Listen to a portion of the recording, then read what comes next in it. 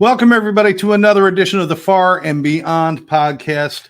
I am your host today, Scott Jones. Micah is not on the show today because we are actually having a special guest today, and Mike and I will be back actually later this week. Mike and I will be back with a brand new show for you guys. I think we're still talking about celebrities who we've lost due to addiction and everything else, and the great talent that gets lost in addiction and mental health. So we definitely want to continue that on our next show on Farr Beyond. But today we got a great guest. This is somebody that I've gotten to know quite well in the recent months, but she's been around doing great work for a long time. And I'm not gonna keep you in suspense. I'm gonna bring on, this is attorney Susan Ramsey, and Susan, let's bring you in. Sorry, I messed that up a little bit. There we go, Susan. Here we are. How are you today, Susan? I'm great, Scott. How are you today? I'm good. Now, did I say that right? Attorney Susan Ramsey, or is it Esquire, or is it lawyer? What is the term?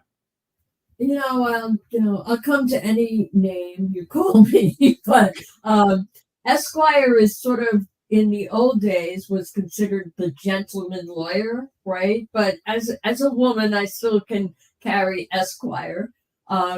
I'm an attorney, I'm a lawyer. We generally consider attorneys those who have taken the bar exam in their respective state and have passed and have a license to practice law. So far, I have a license to practice law in the state of Florida. I had one in Connecticut when I first got out of law school. That's right. Up in Bridgeport, I believe, right? Bridgeport, Connecticut. That's correct. That is where my oldest daughter lives, up there in Bridgeport. She's a school teacher up there. No kidding. Yeah. I love Connecticut. I do. I think Connecticut's a great state. I was a nurse at Yale New Haven Hospital before I went to law school. Yeah. Now that's interesting. And I know we're going to talk a little bit. We're going to talk a lot about your story and stuff, because you do have a story to do with addiction and alcoholism and different things. But you started out as a nurse. Was that kind of like right out of high school, I'm going to be a nurse kind of thing, and you went into medical? I mean, I think when I was in high school, I think I thought about being a veterinarian, but I don't know, somehow my family convinced me that I should go to nursing school. And I did. And I actually went to first a 2-year program on Long Island, SUNY at Farmington. So in 2 years, I, took the nursing exam. I was a registered nurse, and I started working in the hospital. Actually, I went to Miami first because I was a young one and I wanted to try out different places. And I worked at a small hospital in southern Miami. It doesn't even exist anymore. Then I moved to Connecticut, where my friend was also going to school and working as a nurse. So that's where I got a bachelor's degree while I was working as a nurse in the intensive care unit at Yale New Haven Hospital. And then I went to the emergency room. And while I was in the emergency room, I also became a volunteer rape crisis counselor. So that's actually how I got interested sort of in the law, while I was doing that kind of nursing work. So I was on call. I had a beeper. If you remember beepers, it was like really cool. I was pretty cool. And then at times, as a nurse, I had to testify in criminal court on behalf of rape survivors. And this is many years for a number of laws that have been in effect for a number of years were passed that actually gave counselors some degree of confidentiality and privilege. But I was called to testify in a case which involved a criminal who had gotten out of prison shortly before he committed this rape, or actually it was a felony murder, which was a rape murder. So when he showed up in the neighborhood and he broke into this young woman's apartment and said, "Do what I say or else," she believed him. And anyway, so I got called to testify, and I was such a nervous little Nelly. I thought like lawyers were the smartest people in the world. I just had no idea.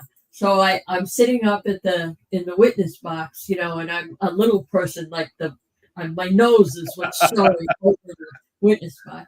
And the prosecutor asked me the standard questions, which I can't remember what they were.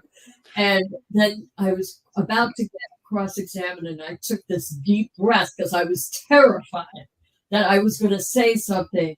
This is also speaks to my alcoholism. I may not be much, but all I ever think about, I was convinced the words coming out of my mouth were going to change the course of humankind.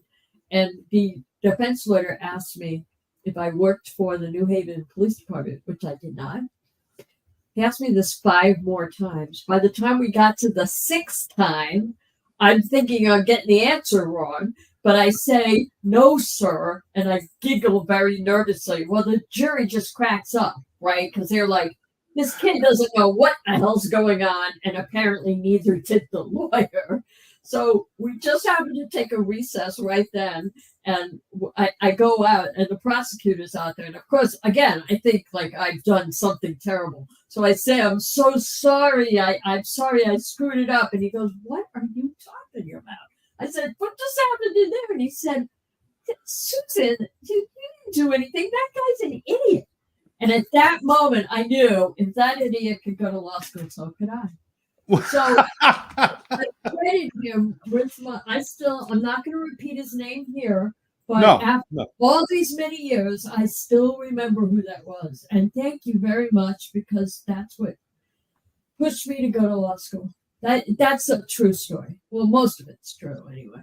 Well, that's funny because actually getting the jury to laugh with you, because you nervous chuckle and they laugh with you, that actually means they're on your side, and that was a bad move on his part. So yes, the jury was out 12 minutes before they came back with a guilty verdict, and he supposedly was doing life in prison, but I stopped following it after about 30 years. So you're doing nursing, and then you have this situation where it's like, wow, I could help people and be a better lawyer than these guys, and better,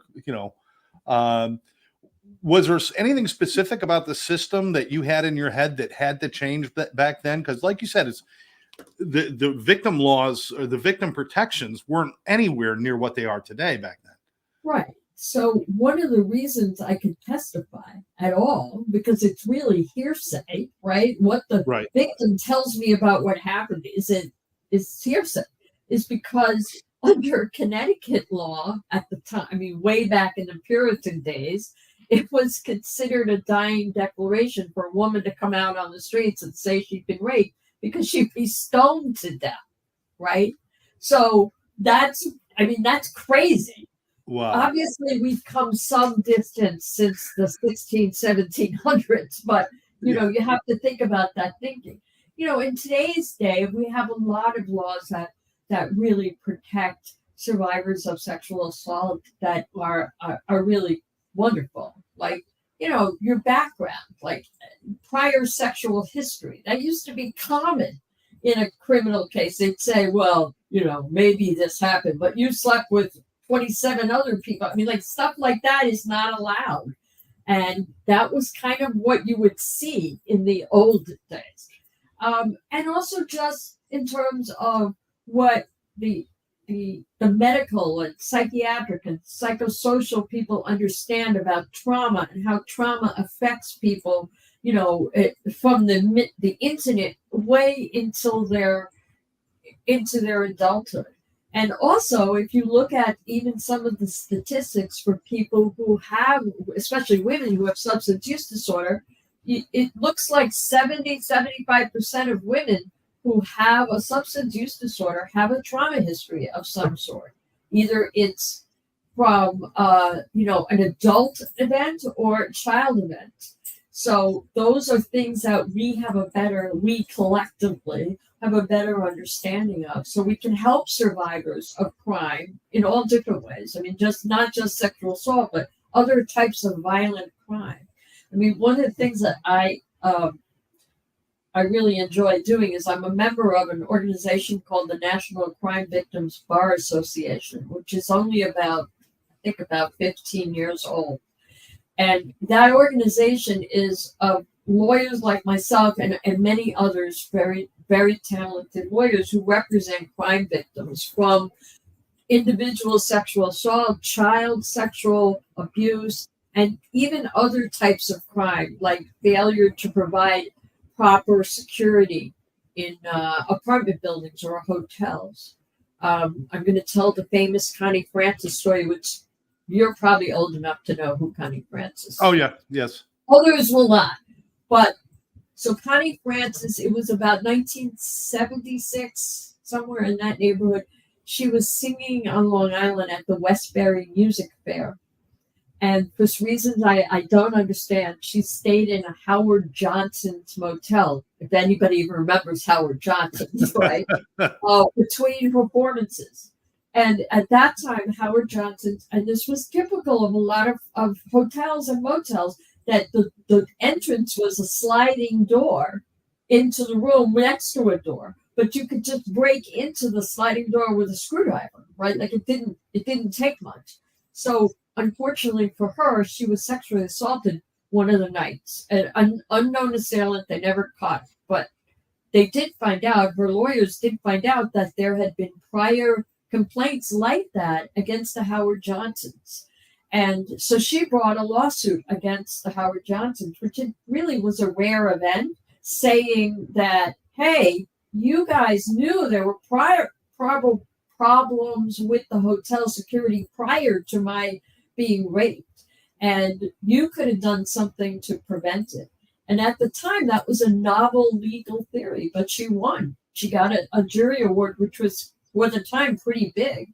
But that case changed the entire hotel industry, right? I mean, one of the reasons don't have keys anymore, right? And it's redone. It has to do with safety of the hotel. So stuff like that is like, to be part of that is just amazing. It's amazing because, I go to hotels. I have to go to hotels for business and stuff, and I want to feel safe in a town or, a city I don't know. So it's really, thank you, Connie Francis. That's yeah, Connie Francis. Boy, that takes me back a ways. Yes. And she was one of the greats. Certainly one of the greats out there. That's kind of amazing because you have that level of expectation of safety when you go to a hotel. There's an expectation of security, and when they know there's a fault in the security, that falls on them. So I fully get that. I got to ask though. I mean, here you are. I mean, not that you're an overachiever at all, Susan, but you're a nurse and you're doing all these great things, and then you're counseling with victims. You're showing up in court. Now you become a lawyer. You're doing all this stuff. This is going to be a question that a lot of people are going to ask, and I've got my own answer to it, but I want to get your answer.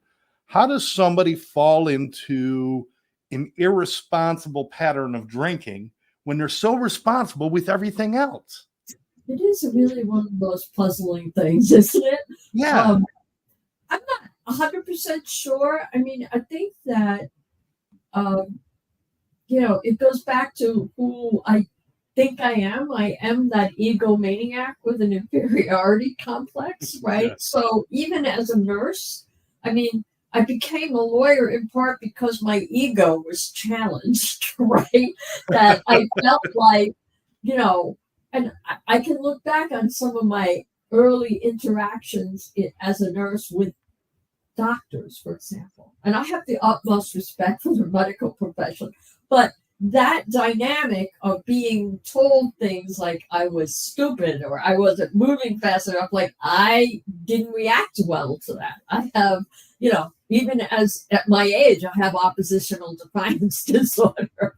So, it's how you kind of get from that. And so drinking and drugging for me, it was sort of part of the solution to this restless, irritable, and discontent mind I had, right? Like I never thought I was enough, no matter what I did, right?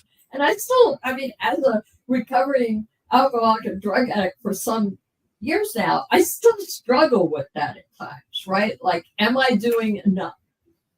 And so, do I think that had I not been drinking and drugging, I might have done better in law school? Well, probably, but I still got through it. So, hey guy and the C gal here, we still have the same license. But do I appreciate that looking back, there were things that would have gone differently, but the shoulda, woulda, couldas are what drives my alcoholism and my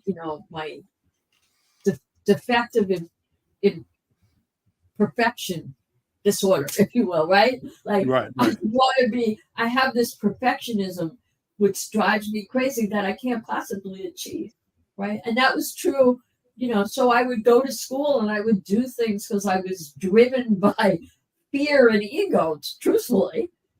But when you get right back down to it, like the change, I mean, it wasn't that I never did things for other people during this period of time. In fact, my story would be I was more the victim of circumstances. I was like the Joan of Arc of the Jewish girls from Flushing, Queens, right? Like I was a martyr because I was doing all this stuff that the rest of you weren't doing, right? Like the story of me being a single mother, right? Working full time and being the only one feeding my children was, it was true, but what role did I play in sort of creating the chaos that I was living in the middle of? So, I am at risk of that now. I mean, I made the joke earlier today with somebody from Farr, like left to my own devices, I need to keep myself busy and moving forward. And for me, in the rooms of Alcoholics Anonymous is where I go, service is what works for me. And that's my story. So some of the stuff I do now, for Farr and for other places has a lot to do with that, right? I have been blessed with an education and a skill set that can help other people. Well, I want to talk about this for a second because I want to talk about all these great things that you're doing now. Certainly, I want to talk about Farr and in the task force and all the other things you're doing. But this is a tripping point for a lot of people, especially someone who's professional. It's pretty easy to take someone who is an addict who has lost everything living on the street and say, listen, I could bring you to something better. Or take an alcoholic who has lost everything and sitting in a bar all day and saying, I could give you something. But for a professional who is still in their profession, especially professions like medical and law and where egos are kind of rampant, what was it that made you decide that you needed to do something different? How did you reach that point, given that you were in a position of success? It's a really interesting question because I was not, as they call them, a one white chip wonder, right? So okay. In my initial years of, I never got here. I never got to the point of surrendering. I always say my position was overrun. I just couldn't get it anymore, right? So, I mean, while it's for some people, it didn't look like my life was a disaster. In fact, I'm in the same actual house that I was when I got sober. But on the inside of the house, there was a great deal of chaos, right? There was, my house I was about to be foreclosed. I hadn't paid the IRS. I hadn't done a lot of these things because I kept thinking I was barely surviving. And that was the point. Now, do I remember the moment that I said out loud and to somebody else, like, I don't drink anymore? I do, actually. And it astonishes me that the words came out of my mouth, right? So I will tell this story. So I have been working as a lawyer, right? And I did, at that time, my daughters were all teenagers, right? And I was the only one feeding and supporting them. And so it was like, we were a wolf pack, but I was clearly the alpha of the pack, if you will. So there was a man, another lawyer, I had been stalking romantically for about a year, right? I really wanted to go out on a date with him. Yeah, I don't know that he knew that I was stalking him, but I was in my own way. So anyway, we had a case together, he and I. He was on the other side. The case got resolved. And then, of course, then I wanted to go on a date with him. So we set up a date, and it was at a local restaurant. And the night before, I had been drinking. I can't even remember what I did. And I woke up on Saturday morning thinking, I'm not going to go on this date. I really feel terrible. Why did I do this to myself again? Why do I can't stop? I'm drinking. I'm drugging. My life's a mess. Blah, blah, blah, blah, blah. Right? But something moved me to get up and go. Right? So as I'm driving to the restaurant, I stop in a little liquor store because my hands are shaking from the alcohol the night before. So I take a few, I don't know what it was with the little bottles, like somehow that wasn't drinking. I'm really crazy. Anyway, and I used to hide them for myself. It's crazy. Anyway, so I take a pop because I can't. And I walk in, and he's sitting at the bar of the restaurant innocently enough. Like he doesn't know any of this craziness. And he says, hi, hey, can I buy you a drink? And these words came out of my mouth. No, I don't drink. And I'm like, who said that? Wait, who said that? I don't think it was me, but I haven't had a drink since, right? Wow. What moved me to say that is still a mystery to me. But the truth is I was sick and tired of being sick and tired. I had enough. I couldn't, there was nothing left. I had no more resistance. And I don't know why I resisted so hard retrospectively, right? Because to me, sobriety has been the easier, softer way, right? It definitely has. But I didn't think that for about a decade. And when I look back, I really can't articulate it. And, I like to think of myself as an educated woman, but I really can't tell you why I fought so hard against the idea that recovery was better than insanity. Right. And that's been my experience, and that is my truth, right? Is that recovery is better than the insanity I had before. And did my life change in ways I can't even tell you, right? Like at the time that I stopped drinking, I had been fired for the first time in my professional career from a job. Right. And he was very nice about it, because he felt that I was the single mother of 3 kids. So it was basically like, I'll pay you for a little while, but don't come in the office anymore. That's pretty bad. Right. So, because it wasn't that I was going in and blowing things up all the time, but I wasn't doing what I was supposed to be doing. Right. Missing the occasional deadline, and none of them, thank God, were catastrophic. But I wasn't suiting up and showing up and participating in my job, right? I really wasn't. And it's only a matter of time before one of those mistakes is catastrophic too, and people see that coming. Yes. So he was not wrong. And, so from there I had to find a job, new in recovery, and, and go from there and start all over again. But all I could do was one day at a time, right? So it took a number of years for me to get the mess, and most of it was financial, right? Right. Straightened out. I still make the joke that I owe the credit bureau points. I mean, because it took a long time. And, when I look at it, it's because it took me a long time to get in that deep. It was going to take some time to get out. But, I can tell you that some days the cornerstone of my financial plan is still to win the lotto. I mean, I don't have it all worked out yet, but I really believe that if I continue to show up and suit up and show up, as they say, that, it's going to work out the way it's supposed to. And as long as I'm continue to attempt, at least, to put, one foot in front of the other and do the next right thing, I'm going to be okay. And all's going to be well. Well, Susan, I must have read the same book, because that was part of my financial plan too, was to win the lottery. Right. My problem was that I never turned the page on that book and found out I had to buy a ticket. I never bought a ticket. I just dreamed about winning. I was one of those people who thought one of my neighbors is going to get a winning ticket and just come over and hand it to me. And I thought, what a delusion, right? What a freaking delusion. But I love the story of how that's your sobriety came about, or how it started, because it's hard to put sane thinking to describe insane action. Right. And alcoholism and drug addiction and all that stuff is insane action. It's hard to describe it. And we try to put it in a little bow, and this is what it means, and this is what it means. But most of the time, it is just pure chaos. And sometimes the act of getting sober could be just as confusing and just as chaotic. Why did I say that? Why did it come out? Why did I stop that day when I did something much more horrible a year before? Why didn't I stop then?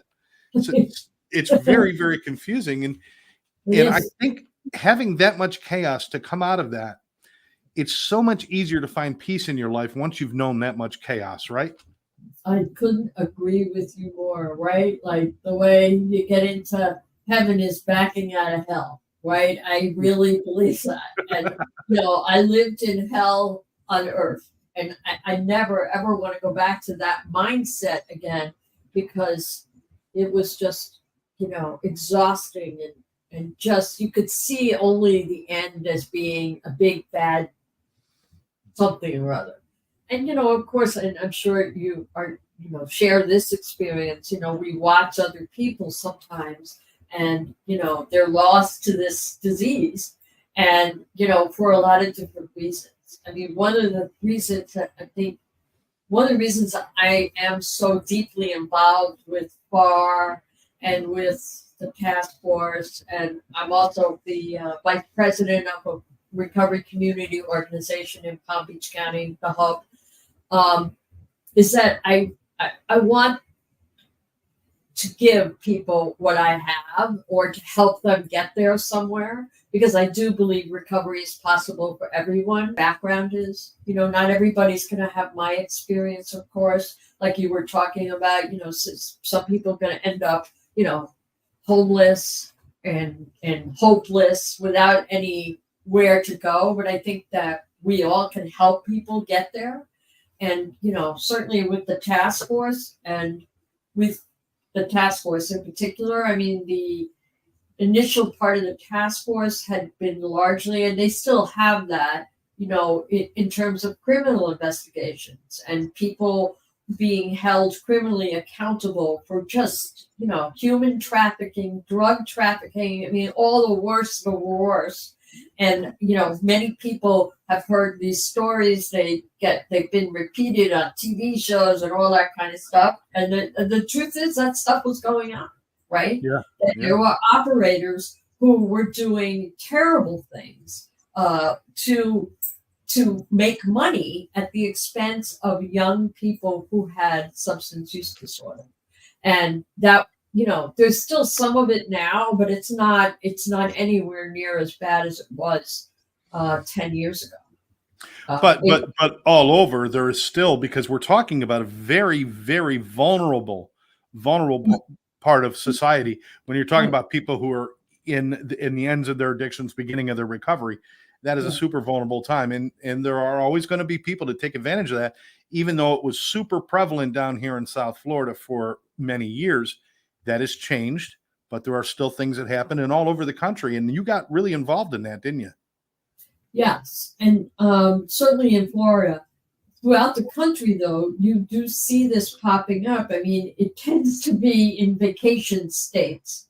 Like even if you look at how it happened in Palm Beach County, right? How did Palm Beach County specifically and South Florida become the epicenter, if you will, of treatment centers and recovery residents? Well, a couple of things happened around the same time. So in the Affordable Care Act and the Mental Health Parity Act that are around 2007, 2008 were passed. What's the Mental Health Parity Act? So under private insurance through employers, right? Like a lot of people get their insurance from their employer. You can't have policies that discriminate against mental illnesses versus other illnesses, right? So, for example, diabetics or people with chronic obstructive pulmonary disease, they may require multiple hospitalizations for their chronic medical condition, but there are no arbitrary caps as to how many times you can go get medical care if you are a diabetic who's having a diabetic experience or ketoacidosis, something like that, right? Yeah. They don't say, okay, sorry, that's it, you die now. But with substance use disorder and other mental illnesses, there were arbitrary caps, right? You could have one admission, you could spend X amount of dollars in a policy year. So that federal law changed that. Also, the Affordable Care Act made accessible health insurance to a lot of individuals who were not otherwise covered. So, of course, the bad operators took advantage of this and said, okay, we are going to open up a treatment center. You don't need to do much. Like, come on down. And, instead of following the dictates of something like the American Society of Addiction Medicine or the people who are really studying and treating substance use disorder, they kind of just did their own thing. And that's where you got the urine drug screen mills, where people were getting subjected to unnecessary testing to the tunes of hundreds of thousands of dollars. And I mean, there's even a case, and I know this because I represented the family, where a young woman got a urine drug screen and an oral drug screen the same day, right? They're testing the same thing, but they had different codes for the insurance. So that's why they did it. So the insurance company didn't catch up on it. I have one case where they tested the patient's DNA twice. Now, as far as I know, Scott, your DNA doesn't change. Okay? I don't know. There may be new technology. So it was all that kind of insurance fraud. And, the bad thing that happened is the good operators were being squeezed out by the criminals. And on top of that, the insurance companies were starting to react badly. And if anybody asked me, I would have told them, insurance companies are like battleships. It may take them a while to turn around and get you in their view, but once they do, it's over. And so that's kind of what happened on the other side of it. So people who are seeking, inpatient treatment for substance use disorder are going to have a harder time doing that with their health insurance plans. And the other thing that's evolved, which is good news all the way around, is that there are more accepted standards through the American Society of Addiction Medicine as to what is appropriate treatment and what isn't. Because it ain't one size fits all. For example, I never went to treatment. That doesn't make me any better or worse than the next drug addict, alcoholic. It just makes me different. There are people who are going to need to have months of inpatient. It's on a continuum, just like diabetes is, just like other, there are diabetics who, if you tell them to stop eating M&Ms and eat right, their blood sugar is going to be completely managed and they're going to do fine. There are other diabetics that they may do everything you tell them to do, but they're still going to have trouble and they're going to need medications. They're going to need all sorts of other kinds of help. And it doesn't make them any better or worse. They're just different biochemically. And that's what we need to start talking about. Absolutely. Now, a lot of this stuff you're talking about are things that nobody knew. Parents are sending their children to rehab and they're, and there's getting 3 or 4, 5, 6 urines a week. And, the rehabs and the ones that I knew back, but while this was coming to a head, these guys were making $5 to $6 to $7 million a year just on urine analysis. That's it. Right. And when they cracked down, we had all these companies running around saying, how are we going to stay alive now? So they had to find other shortcuts, which created more problems. But families were never really, and even today, there's still not enough education out there about what are good practices, what should you be looking for. I know you're involved with Farr, which is our sponsor for the show, which is Florida Association of Recovery Residences, which is a part of NAR, the National Association. But for Farr, that's about making sure that the aftercare, that the sober houses and the sober living are doing the right things and treating the clients right, are meeting the standards. How do we get the standards out there so that people can understand them in regular society? Is that something that people even care about, Susan? Well, I do think people care about it for a lot of different reasons, because I think, unfortunately, fortunately, if you will, the opioid epidemic, as it will, certainly opened the eyes of many, many, many, many, many people who hadn't really understood what it means to have substance use disorder, opiate use disorder, right? But we had kids and people of all ages dying literally in the streets from drug overdoses, right? I mean, that's what changed a lot of, unfortunately, but fortunately, hearts and minds of people, because it became, yes, this has happened in my family, or you knew somebody who lost a child. I mean, I can't tell you how many people over the years I have talked to who are not in recovery, but have family members and are looking for help. Like, what do we do? How do we figure out what's best for our loved one, our wife, sister, child, whatever have you? And that's a really good question. So there are standards, and there should be standards, and we want to encourage standards. These are what in the medical world might be called standards of practice, right? What's acceptable standard of care for somebody with substance use disorder. So sometimes called best practices. Whatever you want to call it, the concept is the same. We collectively should all agree that the following things are the basic standards to help somebody who has substance use disorder. We do it with other medical conditions. I mean, right? Right. In training, learns how to treat, heart disease, learns how to treat, liver disease and diabetes and chronic obstructive pulmonary, anything you had to learn, and there are standards. There are medical standards for that. So one of the things that Farr is responsible for by state statute, as well as in practice, if you will, is to help operators come up to those standards if they need help, that we are to give out that information, and it can be to the public at large. One of the issues that Farr is experiencing is in certain areas, people don't want recovery residents in their backyards, right? Because they think those people are moving in, right? They're gonna capture our pets and sacrifice them, or whatever they think, right?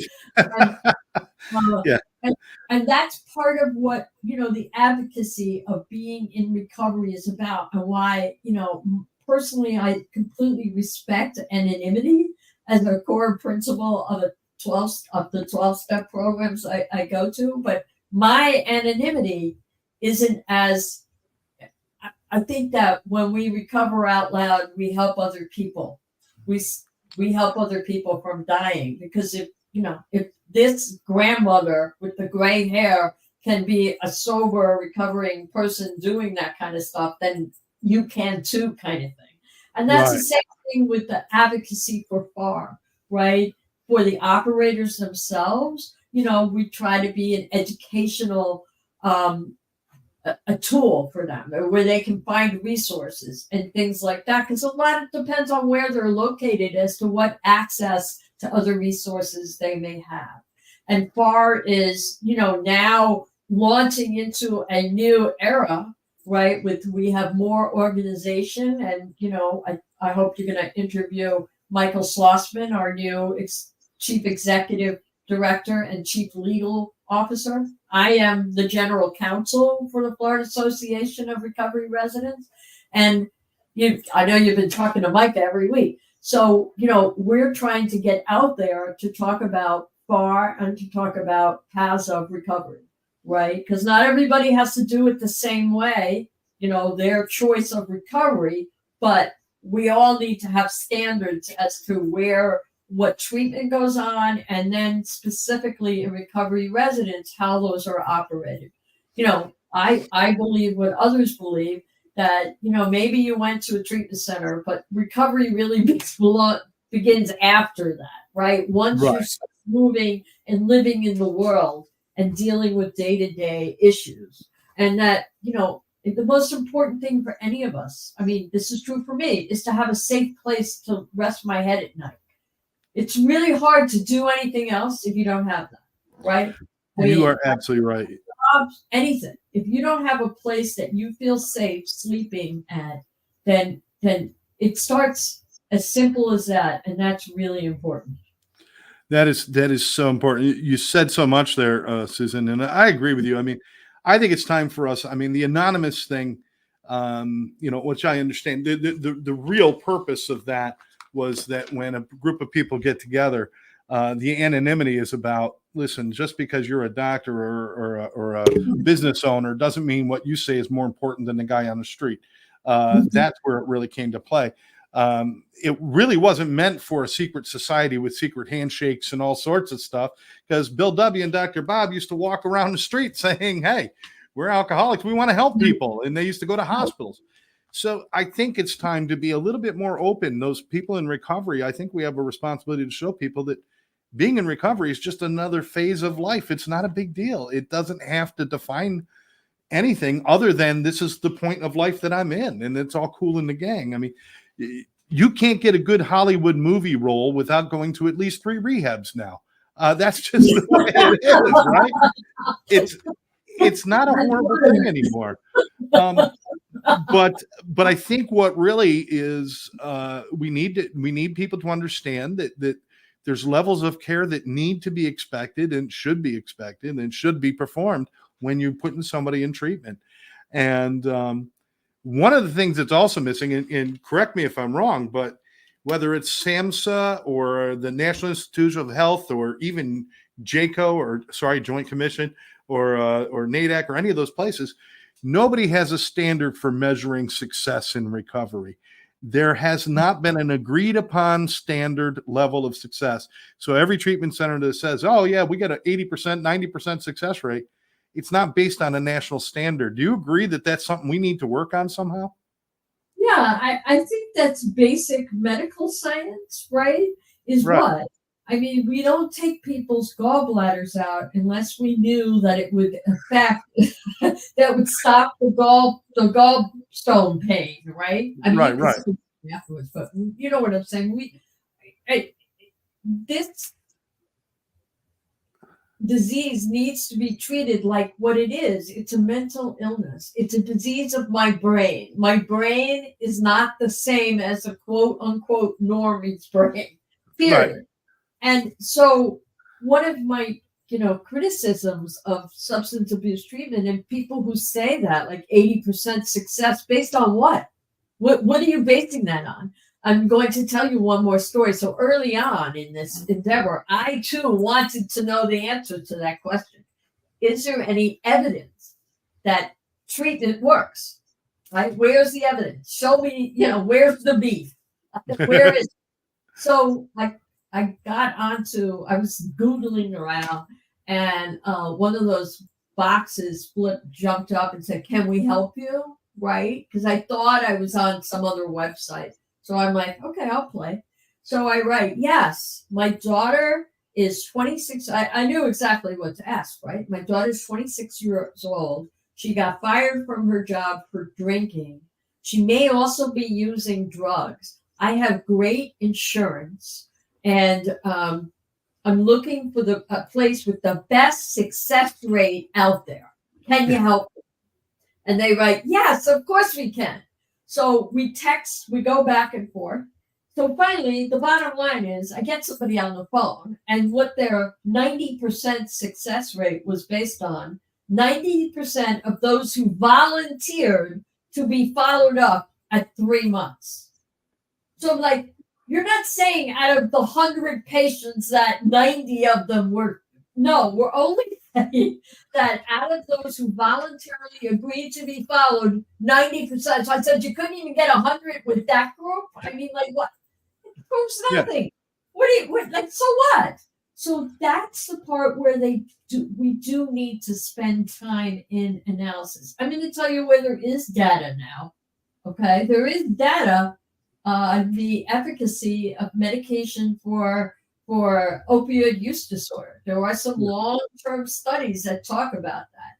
But you're right. If we don't agree what success looks like, then how are we ever going to study it? I mean, I don't know what it looks like. I mean, some people don't think it's long-term abstinence. Some people think it's something else.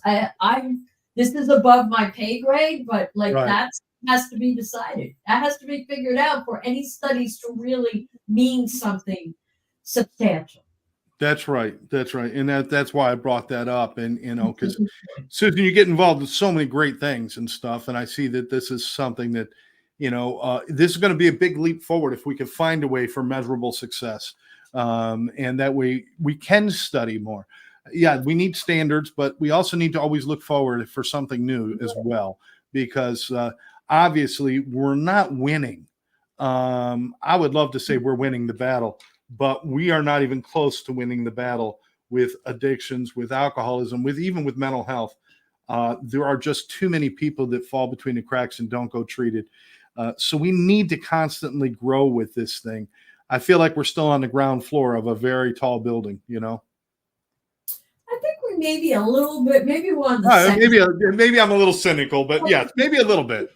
Because I mean, organizations like ASAM are spending a lot of time, and there is a lot more literature out there that's peer-reviewed literature on the subject. I mean, some of it's above my, but I try to read up on it and look at this kind of, because there is more and more, and I view that as being very hopeful for the future, right? That society is beginning to understand it and not making it, a moral question, like you're a bad person, right? Yeah. I'm a sick person trying to get well, not a bad person trying to get good. And, we're looking at science, real medical science to help us analyze what is the best practice for somebody with this condition or somebody with that condition. And so I'm going to remain optimistic for the time being. I don't mean to be a curmudgeon and, everything sucks. But, it's just we've got a long way to go. And I think the biggest thing, and we're going to wrap up here in a moment, the biggest thing is that we need to reach a level of zero tolerance where there is no number of acceptable overdoses. There is not a number of acceptable suicides. There's not a number of acceptable losses. If there's one, it's one too many. And we are falling into this kind of malaise of, since there are hundreds of thousands of people dying from these things, that when we get below that 100,000 number, we feel like we've made great progress. It's progress, but there's nothing great about it until we get all the way down. So I really want to zero tolerance. There is no acceptable number of losses from addiction and mental health issues. Do you agree with that? I agree with that. 100% I agree with that. So do I think we're ever going to get there? Maybe not, but I think we have made some progress, and I think we can continue doing this as long as people like you and others are still working towards, that outreach to the world about what can we do. And you, of course, with your service to all of us by holding people accountable for how they're treating people and what's going on in there, and helping to set those standards. And it means a lot that we have people like you to work with, Susan, and you've become a good friend and just somebody that I admire very, very, very much. I'm just going to end with this, Susan. Let's say we could jump ahead. I mean, I know it's, just have fun with it. It's not a healthy habit all the time, but let's jump ahead, say 5 years or something. What would you like to see happen in the next several years when it comes to how we treat addiction and everything? What is something you would love to see happen? I would love to see that we as a society understand this to be what it is, a disease of a brain, right? That organ has a disorder, a disease, just like any other organ. So it's not all filled with the emotional, you're doing this, you people are doing it to yourselves, you got what you deserved, all that stuff is gone. Because as soon as that happens, really in a big way, then I think the doors of ways that we can help everybody who suffers from this illness, to help them go forward and be, part of society, like we like to say, productive members of the tribe of us on Earth, right? That are doing things to help other people. And that may sound a little like, Pollyanna, but I really believe that. And I do think that every single person can do one little thing that will change it. And it doesn't have to be like, I said as a woman in recovery going to AA meetings, it doesn't have to be that you are volunteering for all the stuff that I might or you might do. It can be just showing up for another person, because that is how the world has changed, right? The hearts and minds are changed by one person at a time. I couldn't agree with you more. It's a simple formula. It's if one person does a kindness for 32 people, which is a simple thing to do during a month, 32 different people say something kind, do something kind, do something understanding. Now, if each one of those 32 did it for 32 others, all you'd have to do is do that process 32 times, and the entire planet, every human being on the planet, will have been touched by kindness. So it all starts with one person doing one good thing. I agree. Just do it. And I want to remind everybody, if you want to know more about what's going on at Farr, you can go to info@farronline.org for an email, or you can give them a call at 561-299-0405 for the Florida Association of Recovery Residences. A great resource if you're looking for